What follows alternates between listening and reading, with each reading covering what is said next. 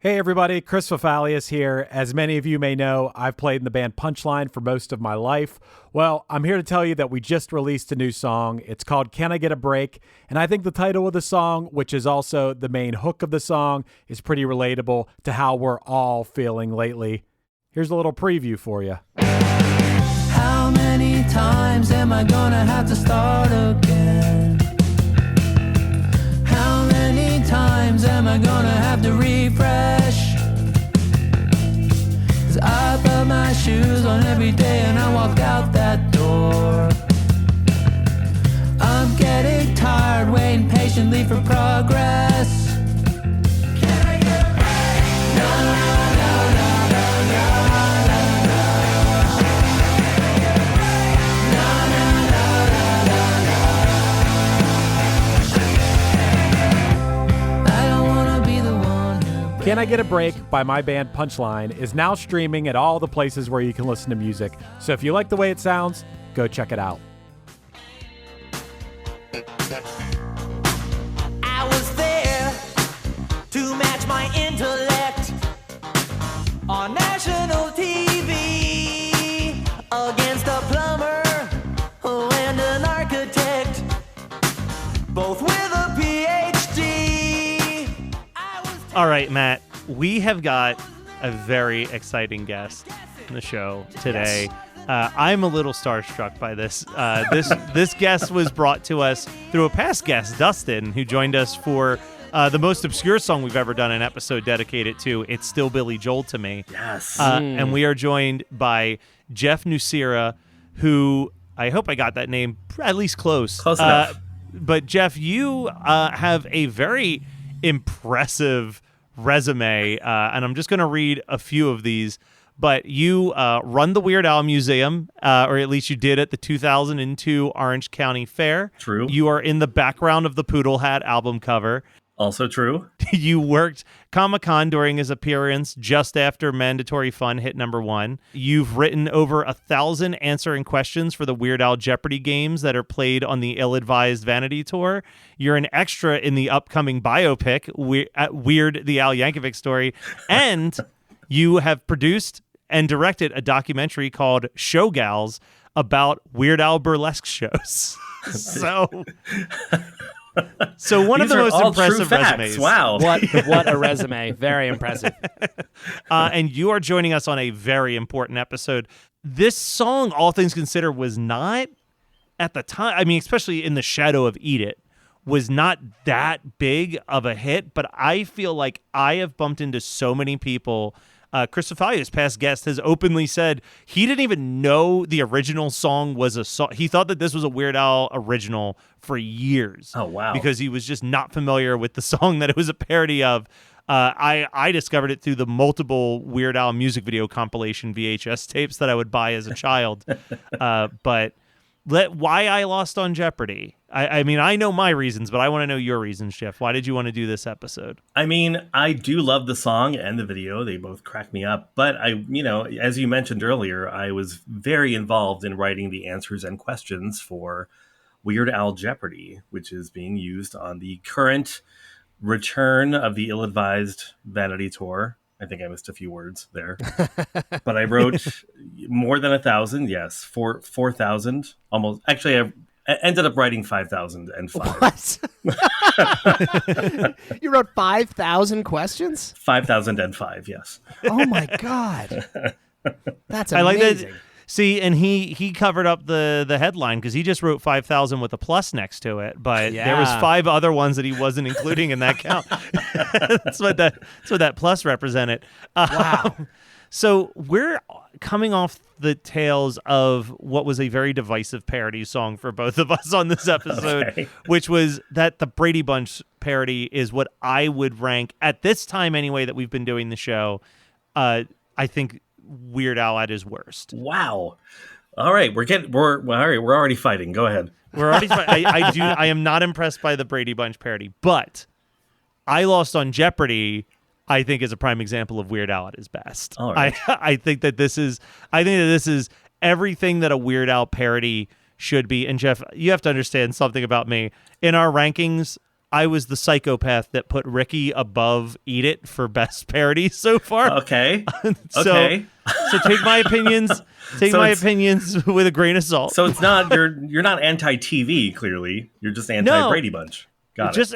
You know what? It's just it's not the strongest one that I've ever heard from Al. It is in my interesting life. you just pointed out that we said in the last episode how this album has multiple TV references in it, which is interesting just as a, like, you know, we had talked about in previous episodes how down the line those sort of compilation records came out, the Food album and the TV album, which I know he was not a huge fan of. But this record has multiple, like, there's a lot of him talking TV. Yeah, yes. And is it this album? No, I think it's the Polka Party record. The original release has in the runoff groove the words "more songs about TV and food" Oh, there you go.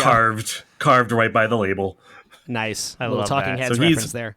Yes, he's fully aware. But so the day that he recorded the Brady Bunch parody, he started writing Lost on Jeopardy. And I think that this song, we've got a lot to unpack here because I think this song's great. I think the music video is great.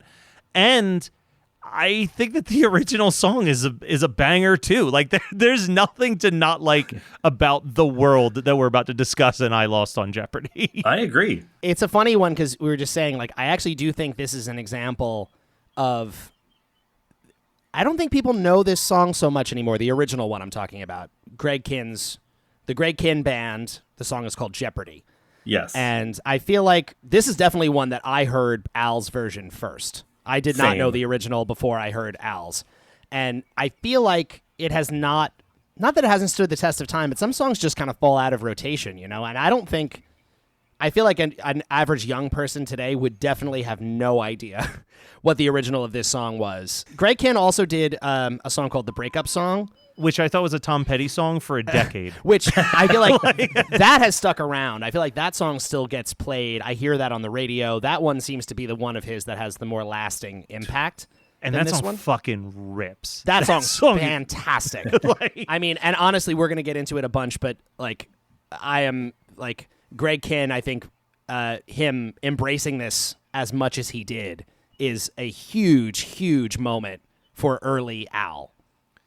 That Greg Kihn loved this so much and was just like so psyched on the idea that Al would do this. Greg Kihn even, I found this delightful fact. In 2009, Greg Kihn wrote a blog on his MySpace, which I love that Greg Kihn had a MySpace page. Yeah, that's great.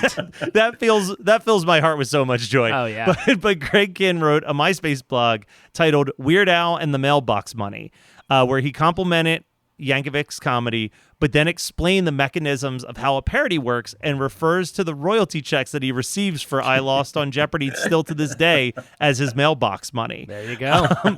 Which I had no clue.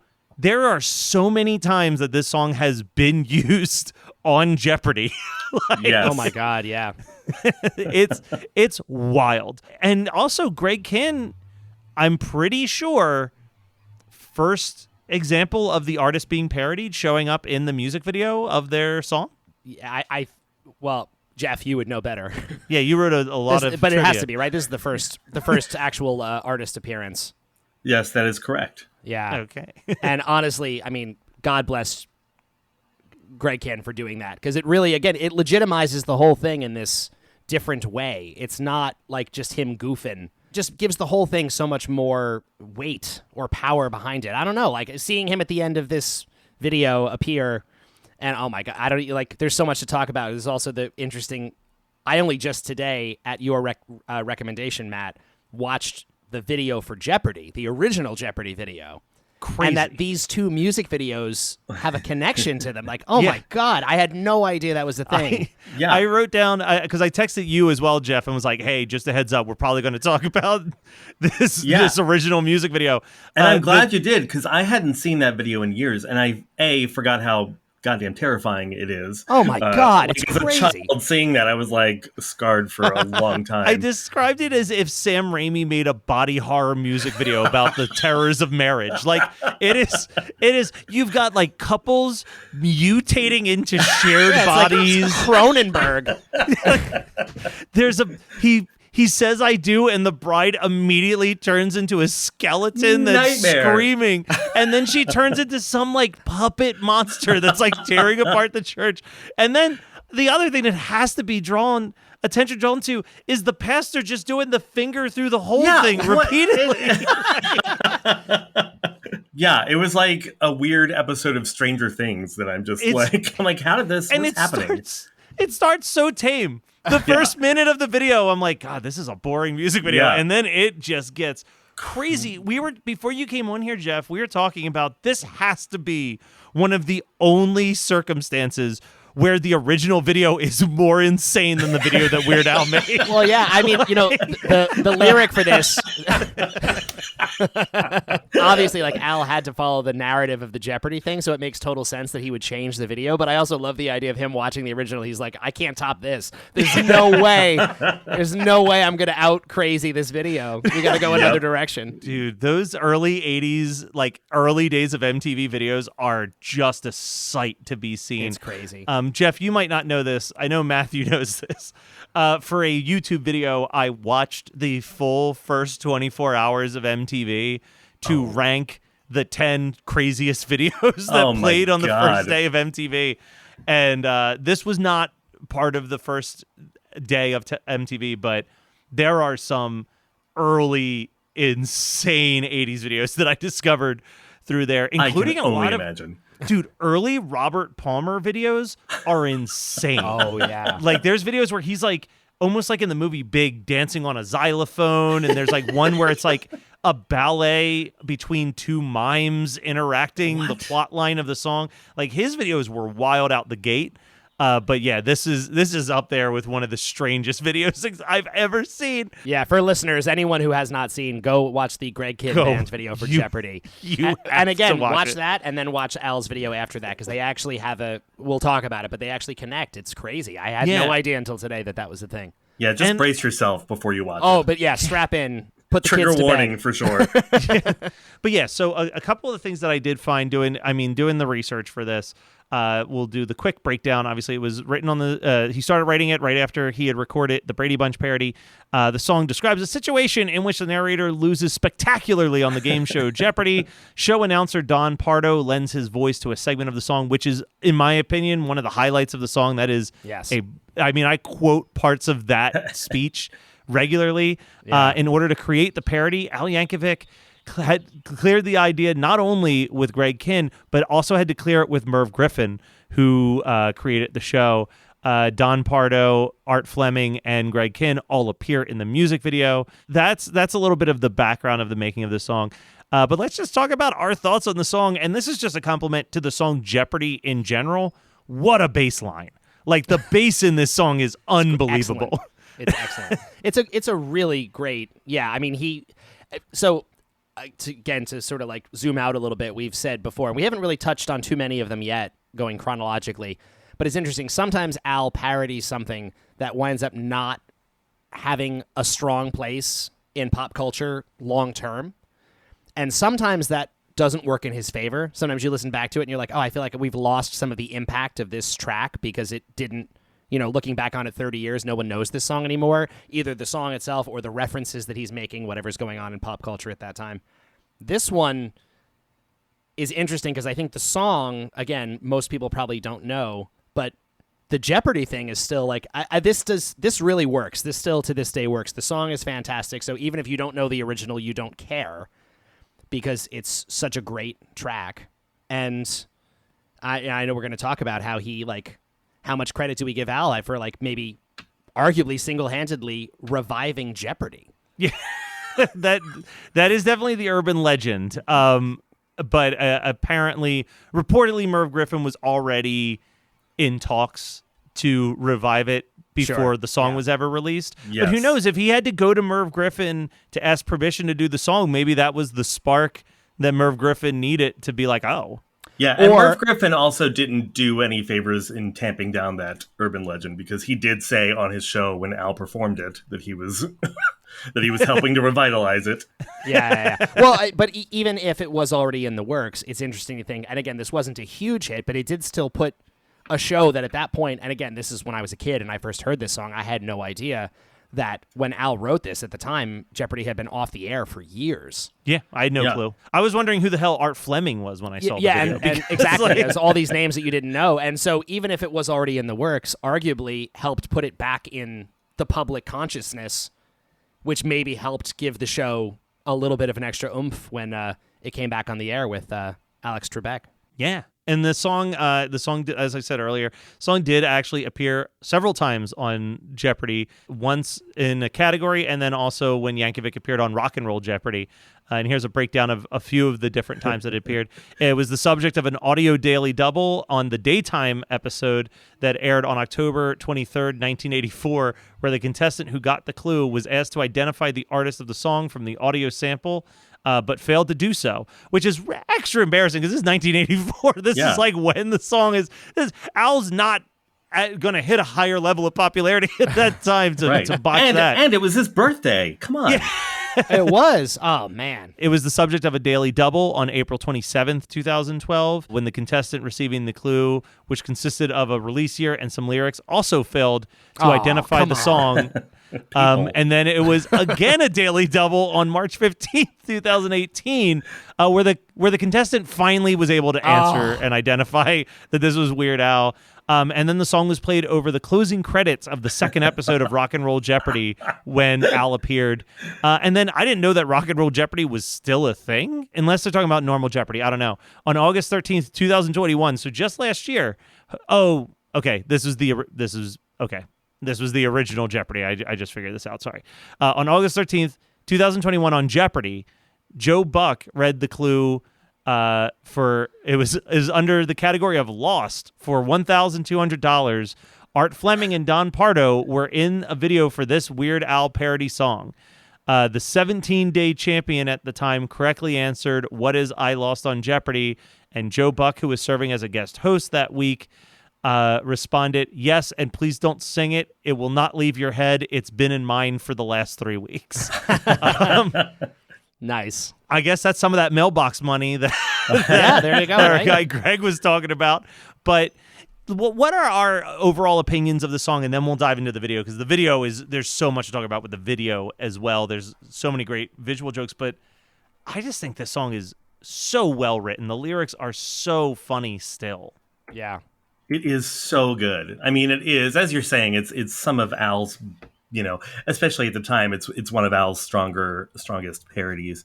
It is just, the concept is hilarious, and it's so funny to me that this poor guy is just getting annihilated by a plumber and an architect. They both have PhDs, Jeff. Exactly. Let's make one thing clear. Also, I got to give a shout out to Jeff. So you can name yourself in the program that we use to record, and he came in as UH Jeff, which is just such a great pun. That filled me with so much joy when I saw that. This is one of those songs where I actually listened to the original Jeopardy quite a bit, but I don't know the words the way I know. Like, I listen to it and I'm singing "I Lost on Jeopardy" along with Same. with the original. Yeah. Big Like, time.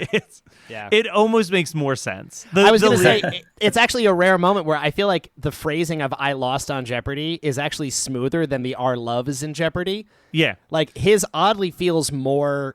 Again, maybe it's just 'cause I heard it first, but every time I hear this, Al's lyrics always feel more appropriate to me. Yeah, It they're makes more more organic for sure. Yeah. I used to think that the lyric was "My life's in jeopardy," which also to me feels like it makes more sense than "Our love's Definitely in with the jeopardy." video. Yeah, His life's definitely in jeopardy.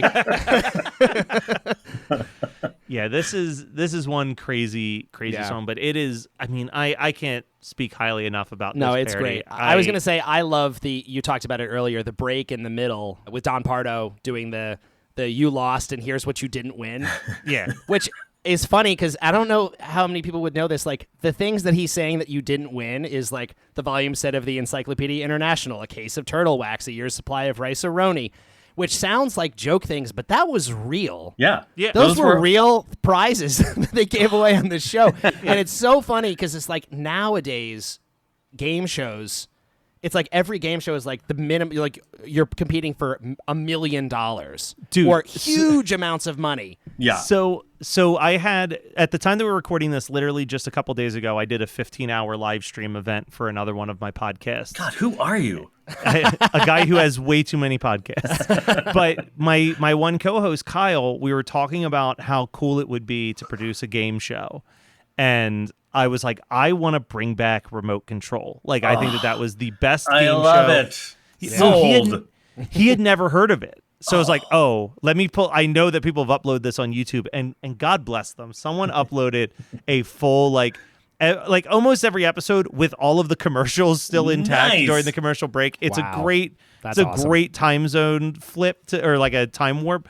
But exactly what you're talking about. Colin Quinn is like reading off these prizes that you can win for winning remote control, and he's like, "Get this brand new answering machine that can hold up to 6 messages at a time." You're like, "Oh my god!" Did you watch the Weird Al episode? No. Yes. Oh, it's so good. It's LL Cool J, Julie Brown, and Weird Al. Oh, wow. So one of the things that I've been thinking about doing, and I think it's early enough in our show because this is really when Al started to blow up, is like, if we're going to do this stuff in chronological order, trying to figure out, like, do we take the time in between albums to be like, all right, let's watch the Al TV from 1984. Like, let's watch like the TV appearances that Al did. As long as it's not like, you know, like, I don't want to watch all of Naked Gun for like him just waving from a plane with no line of dialogue. Like, it's a great bit, but like, what can we do out of an episode of that little moment? But I'm really thinking about digging into like really hardcore his IMDb credits to be like, all right, let me get every time that he was on television. Get ready. In a substantial I was way. gonna say, there's probably more than I think. Jeff, I'm sure knows exact 100% of the times he was on, but yeah, I'll bet there's way more cameos than I realize. There are literally hundreds, if not over 1,000. Yes. Let me ask you this, Jeff, because I know that I have my answer for this, but do you have a favorite televised Weird Al cameo? Oh my gosh. What a good question. There is this really crazy special from like 1990 or 91 called The Winans' Real Meaning of Christmas. And Al basically plays this like not a white villain, but he's like a white like weirdo, obviously, who is like crashing this party for the Winans, and he kind of goes on this weird journey of like finding the Christmas spirit, and ends up singing like "Go Tell It on the Mountain" or something. like it's so strange. Wow. So also just a quick I'm gonna have to look that up. Just a quick note. I mean, obviously, we'll skip a lot of these because it's like him just doing a musical performance on a show. But according to IMDb, he appeared as himself on 236 different things. So yeah, well, I'll comb through that and be like, all right, well, we don't need to do the Tonight Show episode that he was the musical guest. But for me, I'm curious for your answer on this too, Matthew. But my favorite, the one that still makes me laugh, is actually him on How I Met Your Mother. Where Ted Mosby swears that he came up with the idea for like a surgeon, and he's like, I wrote him a letter and I know that he took that idea, and then like the episode ends and it's the bumper after the credits and it's like Weird Al's House 1984, and he's like mockingly reading all of these people's letters. He's like, "Oh, you want me to do another song like Eat It?" And he's like tearing up the letters. He's like a surgeon. We're gonna, for sure though, we gotta track down that Christmas special. Yeah, we really. That's huge. That's it. That's like a break when we get to December, and we're just like, all right, we're taking a break from our rankings. Yeah, exactly. To watch this. But how about you, Matt? Do you have a memorable Al appearance? You know, the first thing that came to my mind, and this is a sort of like obvious big one, and it goes way into the future, but every time I watch it and I revisit it with different people regularly, it makes me laugh so much, is his fake interview with Eminem. Okay, from Al so TV, good. From Poodle yes. Hat. Me and my brothers still do the like The way that those are edited is so brilliant. And Oh when my he's God. like, he's Al says like, I made you this Twinkie wiener sandwich, and it cuts to Eminem just going like, I knew you'd make it. I knew you'd make it. And we still say that to each other all the time. Like, I knew you'd make it. I knew you'd make it. Love it. Know what I'm Love saying? I know what you're No, saying. I know what you're saying. Yes, I do. Yeah. All right. All right, let's dive into the video. Let's tackle this. A couple notes on the video. Video was directed by Jay Levy, produced by Robert K. Weiss, and it was filmed on May 24th and 25th of 1984. Loosely parodies the video for Jeopardy. Takes place on a set loosely based on the 1964 to 75 version of the quiz show and depicts a behind-the-scenes look at the show. In addition to Pardo appearing on camera, features cameo appearances by the original host Art Fleming and Dr. Demento, members of his band, his real-life parents, and a brief cameo from Greg Kihn at the end of the video. First things first, I know that we've watched Eat It, which is a very high-end music video, but there's part of me that actually thinks that when I was watching this video, I was like, this feels like, especially compared to that self-titled, the music videos we saw in the self-title, like this feels like it's got a bit of a budget behind it. Like there's a lot of extras in this video. Yeah. Yeah, no, this definitely seems like they put more into it. I also like the fact, so it's only the two videos from this record, right? It's Yes. Eat It and then this, which really hit both sides of, like, so Eat It is the as close as he could get to the straight shot-for-shot video parody, Yeah. where he's, like, really mirroring the Beat It video as close as they possibly can. And this is a completely different, like a new subject related to the lyric of his parody as opposed to the other thing. And there's the two sides of it that he goes back to a bunch of times. I guess he did the same on the first record, now that I'm thinking about it, where Ricky was the I Love Lucy video. But Rocky And Road was Rocky pretty Road close was to much Rock closer. and Roll's video. Mhm. Yeah. Yeah. Oh man, then we're gonna have to keep a lookout for that. I was going to say, yeah, the two different sides. Is it like an actual video parody? Well, and the next album is like the rare example where it's 3 videos for original songs and only 1 parody video. Yeah. Which is wild. And I think that a lot of those were, if not all of them, were sort of wrapped in the financing of the Complete Al home video, the long form like VHS thing that Robert K. Weiss also helped to direct. Yeah, no, I and we will probably do the Complete Al coverage at some point, because I do have that DVD like right over there. I was looking to see if it was in arm's length, but Nice. it is. You can see my name in the DVD cover. Oh, Yes. That's awesome. now I'm gonna look for that. Is it awkward to name drop myself? Sorry. No, it's very appropriate. This is the perfect place to do it. Jeff, I was going to say, do you know, like, for that, and we're jumping ahead a little bit now, but is it because maybe did they think that the originals, videos for the originals, they needed the boost? Was it like that those songs needed a little bit more help to get the attention that they thought they deserved compared to the actual parodies? I think that because they were doing this like weird home video, I think that they just wanted to, Al was always hoping for some traction with his originals, and I think that was a good way to try to get some. I mean, Yeah. We literally those videos just are were talking great. about. Yeah, we were just talking about how he wanted Midnight Star to be the lead single off of this album. Also and- crazy, yes. Which, but you know what? Like, in a lot of ways, Midnight Star is definitely, if not the highlight track of the album, right up there. It is a fantastic song. It is, and it's got more staying power, as it turns out, than Eat It. Yeah. I mean, if there was going to be an original, if any song on this album had a video as an original, it probably would have been Midnight Star. That would have Yes. made the most sense. Yeah, I agree with that. Although Nature Trail to Hell, close second. Come on. Also would have been a great music If video. only. I want to see that alternate Someday. universe. Oh my god.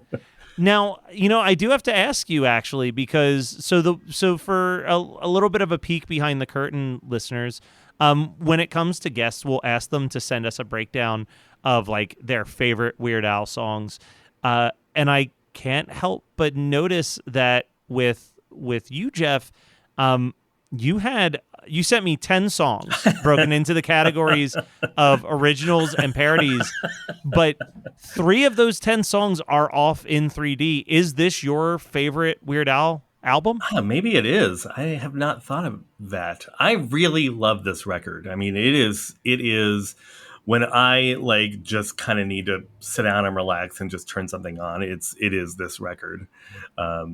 So yeah, maybe it is my favorite. All right. Sure. Why not? But are there any, when we talk about the music videos, we do like to make sure that we give some shout outs to like some visual gags or anything that jumped out at us. I know when I think of this video, I think of Al's head spinning. Yep. Specifically, that's the moment for me. But are there any other good visual gags that you can think of? Right as that's happening, or right before that happens, there's that great shot of his leg behind his head, and he's got like the goofy, glasses on and the air horn head dress. I don't know what you would call it, but it just cracks me up every time. It's such an unexpected visual, and it's so funny. This is a very weird thing to say about this video, but if you're an Al fan and you're listening to an Al podcast, you are well aware that he can contort his body into some like intense shapes. Oh, yes. This was the first I was watching where I was weirdly impressed with how well he keeps his legs up when he's getting removed by the bouncers at the end of the video. Like it is very cartoonish, and I'm like, he's doing that on his own volition. I don't think I could do that. How about you, Matt? What is there any other visual gags that you haven't called out? I love the just the quick thing of like when he's picking the categories, like it's in the lyrics of the song that he picks potpourri as the category. Another funny, like, just specific Jeopardy thing. Like, that's such a Jeopardy reference, which they still do to this day, I think. But so many of the other categories, like there's a category for TV themes, and there's a category for famous accordion players. I was going to say the famous accordion players. And yeah, for some reason he picks potpourri. Like, he really is terrible at this game. I also like, because Al, obviously, I mean, loves his friends and his family, and will sometimes put them in videos despite their acting capabilities. Very lo-fi acting capabilities of his parents as they throw his picture into a trash can is also a huge highlight to me. Like that works so well because it's his actual parents who aren't trained actors. Like, if you had gotten actual actors to play the parents who would have probably went too over the top with it, it wouldn't work nearly as well. They are so funny, especially in the Complete Al. I know we're not talking about that right now, but their sections in the Complete Al just make me laugh, because they are also like his dad is clearly trying not to laugh when he's delivering these lines, and it's just amazing. Listen, when we do the Complete Al episode, we'll bring you on back to talk the Complete Al. I will talk for hours. Bring it on. We'll make that a marathon session. Yeah, normally we try to do like an album in one sitting. We'll just have a whole day set aside for just talking about the DVD. Yeah. But yeah, I mean, I guess we're at the point where we can start ranking this. Well, so one more thing about the video, because I teased it earlier, but I love, so at the end of the original video, it's also weird, like I guess I just saw the Greg Kihn video, so I don't have a full understanding of like what they're going for with that. So basically in that video, Greg Kihn is about to get married. He has a horrifying vision that he was making a huge mistake, and he watches these couples, again Cronenberg style, morphing into each other, being attached at the hip, and he runs away. He flees from his own wedding, and the bride comes out after him looking really mad that she just has been left at the altar, but then she sees him in his car. She's a different bride. That's a different bride. He picks up a different runaway bride who's also running away from her That makes so much wedding. more sense, because I thought it was the same bride, and she came out and saw him in the car, and she was like, "Oh, you." For a couple seconds, I thought the same thing as you, and then I'm like, no, that doesn't make sense. This is another runaway bride. I see. You know how churches are infamously across the street from each other. Yeah. and two people are fleeing from their weddings at the same time. It's just a standard classic scenario. Okay, that makes like a lot more Wayne's sense. World I get it gig now. or Right. joke. Like Wayne's World has the joke about the two churches across the street. There It's it so is. ridiculous. God, this video is brilliant. I'm going to literally God. watch it when we're done recording. Oh man. All right. Anyway, so Greg Kihn gets in his car with another lady who he has just run away from his soon-to-be wife, and now he's picked up another woman dressed like a bride, and they drive away. They are destined for success, I bet. Exactly, yes. In a car with a vanity license plate that says Lips. Yeah, I don't know. That's a tough call. That made me feel weird. But anyway, so the vanity plate says Lips. Fine, and then at the end of the Al video, it is as if that same car has just circled the block and picked up Al. And then at the end, that's the cameo that Greg Kihn turns around, and it's him still driving the same getaway car, but now he's got Al in the back seat, and they drive off together. Good. That is an excellent. Again, Jeff, I can't think of another video that Al has done any kind of a tie-in of that level. I mean, yeah, it is, especially this early on. This was definitely this was really, way ahead. It's so funny and so weird. And like, also they're like popping champagne in the car, which, let's not do that, everyone. Come on. Yeah, that's ill-advised. Oh, and then the only other thing is that now the same getaway car is driving away with Al, but now the license plate on the back, instead of saying Lips, says Loser. Yes. Correct. Yeah, I'm like, sorry, I'm running through every Al music video in my head, and I'm like, I think you're right. Like, it's it's not often that the artist appears in the music video to begin with. Right. So, like, that's definitely a rare example. And again, I have to give it up to Greg Kihn, because I really do think that, like, in the grand scheme of Al's career and trajectory and all of that, I think that this early on, having such open support and embrace from the original artist is huge for him maintaining the good graces he has for this long. It legitimizes it him in a legitimizes very the big whole way. thing. It makes him, he's not making fun of the song, he's part of the joke. The artists are part of the joke with him, and it's the wink to camera is like super sweet and fun, and it's just like, it's just lovely.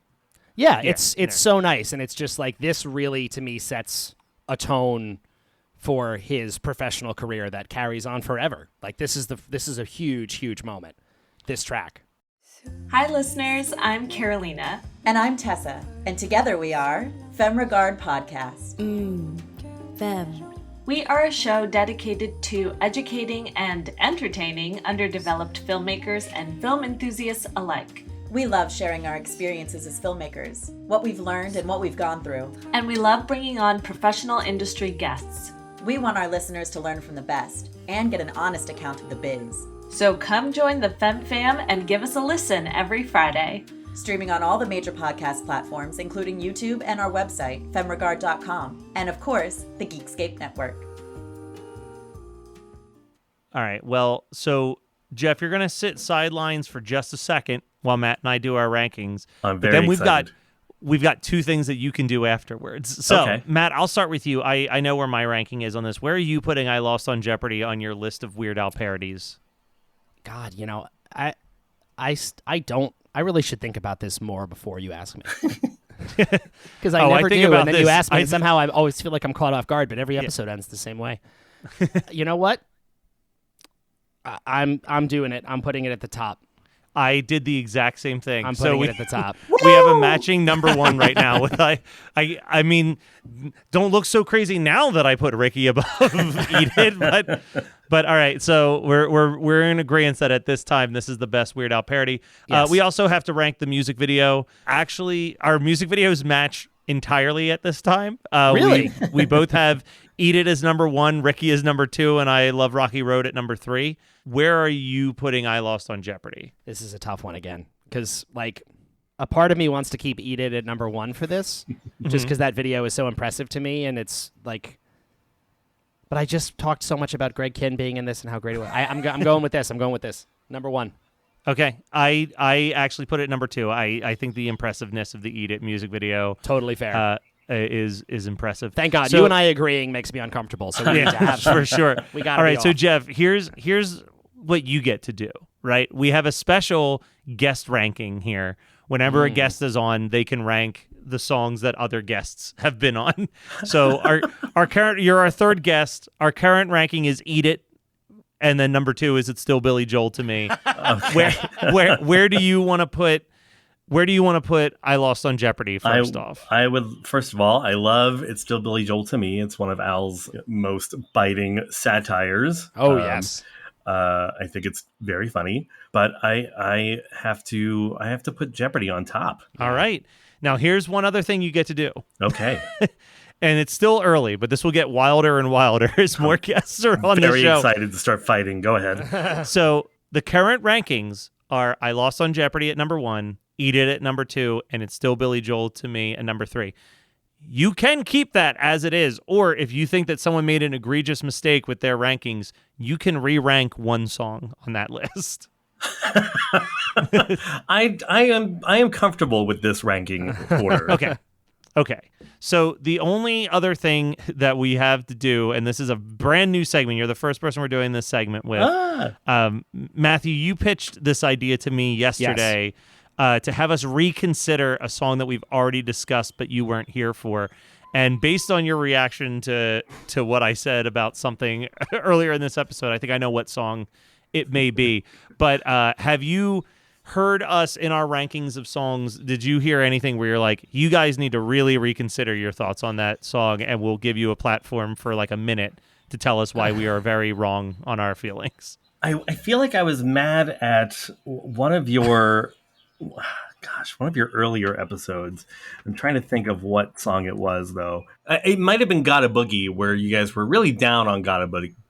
Well, only one was. Okay. I was. Okay. I would say I was. I'm a pretty. I was defending that song pretty good because I love it so much musically. Have you heard the original version of Gotta Boogie? Al had put out like an EP in 80 or 81 with Another Woman Rides the Bus, and on it is the sort of like low rent original non-album version of Gotta Boogie, and it's like more disco-y, and it's like even weirder, and it's like really fun. Okay, I gotta check that out. Yeah, I don't think I've heard that either. That's huge. Huge. You'll hear us on a future episode. Matt and I will take some time to check out that original recording of I Gotta Boogie and report back. Well, Jeff, thank you so much. You've been an incredible guest. We cannot wait for you to be back on this show for future episodes. Probably the complete Al, if I had to guess. Yes. But for people who've been listening and are like, this guy rules, where can they go to keep up with all the stuff you're doing and to know more about Showgals? Showgals is the worst kept secret in the city currently. We're still putting it together. It's in the very early stages, but I will say that Al was kind enough to be in it. He let me interview him for the doc, and that's awesome. We're very excited to see it someday. One day. Al actually emailed once they announced the Daniel Radcliffe movie. Al was like, "Whose is coming out first, yours or mine?" I'm like, "Yours. You've got financing. I don't." But if you want to follow me and look at pictures of my cat, you can find me on Instagram as at the UHJeff. Love it. All right. Well, thank you so much. And if you have tickets to the Vanity Tour with VIP access, you'll get to hear a couple of your 5,005 questions. True story. Yeah, you got to take those and make a book. I'm sure Someday. someone would publish a book of Seriously, Weird Al trivia. Yeah, absolutely. Someday. I will say, after the last Vanity Tour, I did get a lousy copy of the home game. In that they literally just gave me the game board. Oh, that's awesome! Love that's that so great. so much.